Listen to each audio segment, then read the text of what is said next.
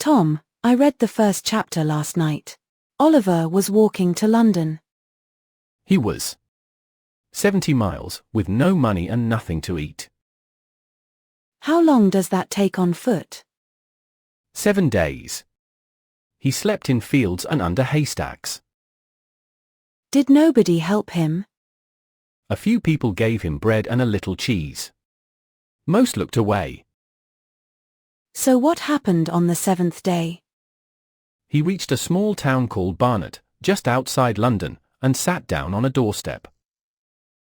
In what condition? Dirty, barefoot, too tired to walk another step. And nobody noticed him? One person did. A boy, standing across the road, watching him carefully. Who was he? One of the strangest characters in English literature. Short, dirty, wearing a grown man's coat that reached his heels. A child dressed as an adult. And speaking like one. He crossed the road and asked Oliver what the trouble was, in the strangest slang Oliver had ever heard. What was his name? Jack Dawkins. But everybody called him the Artful Dodger. What does that mean exactly?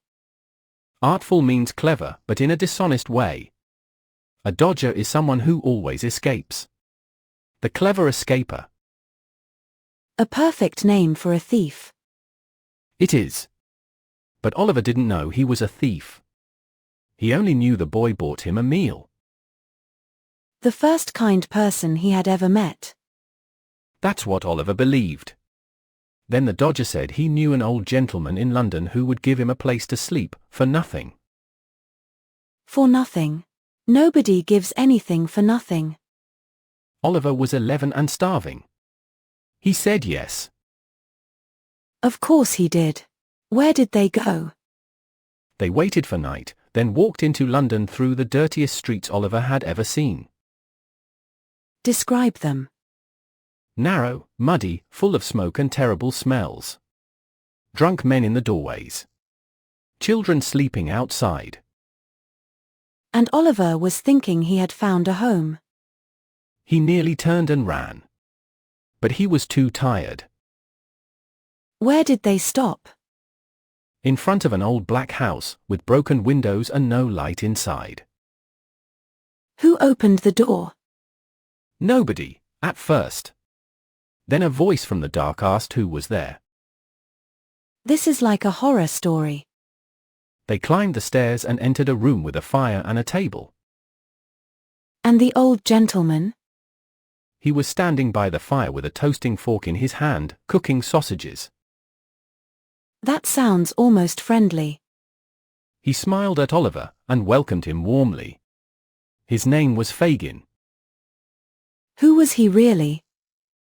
An old criminal who collected homeless children and turned them into pickpockets. He used children to steal for him. Exactly. If they were caught, they went to prison. He stayed safe by the fire. Were there other boys in the room? 4 or 5, smoking long pipes and drinking, like little old men. Children smoking and drinking. That detail shocked London in 1838. Dickens wanted people to see what the city was doing to its poor. What did they give Oliver? Hot sausages, bread, and a bed made of old sacks on the floor. And he slept well, I imagine. Better than he had slept in his whole life. So where's the trap? In the morning he woke early, and saw Fagin alone in the room, thinking he was still asleep. What was he doing? He had opened a small box and taken out a gold watch. Then another. Then rings, bracelets, jewels.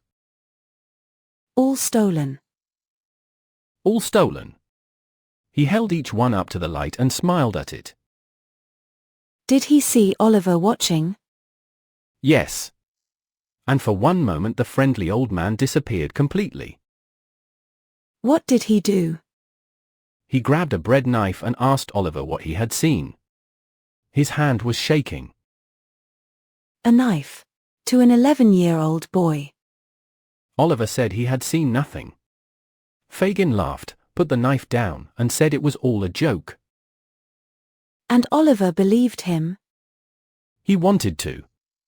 Later that morning, Fagin and the boys played a game. What kind of game? Fagin walked around the room with a watch in one pocket and a handkerchief in the other, like a rich gentleman. And the boys? They had to take everything out of his pocket without him noticing. They were training him. And Oliver laughed until he cried.